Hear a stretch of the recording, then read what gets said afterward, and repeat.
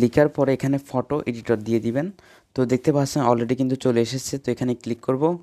তো করার পরে এখানে 4 নাম্বার অপশন যেটা দেখতে পাচ্ছেন এখানে ক্লিক করে দিবেন। তো করার পরে দেখতে পাচ্ছেন আমার এখানে কিন্তু ইনস্টল করা আছে, তো আপনারা ইনস্টল করে নেবেন। তো এখানে ওপেন আউট একটা অপশন দেখতে পাচ্ছেন, এখানে ক্লিক করবেন।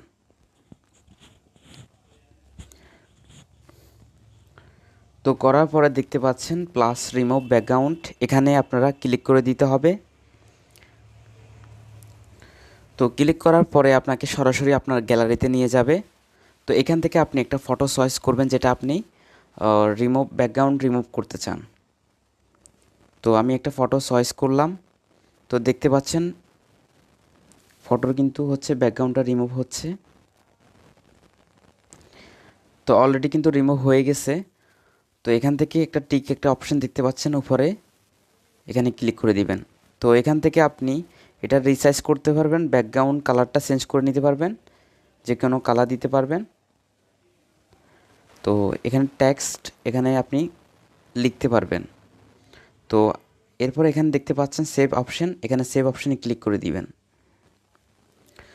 করে দেওয়ার পর দেখতে পাচ্ছেন অলরেডি কিন্তু এটা সেভ হয়ে গেছে। তো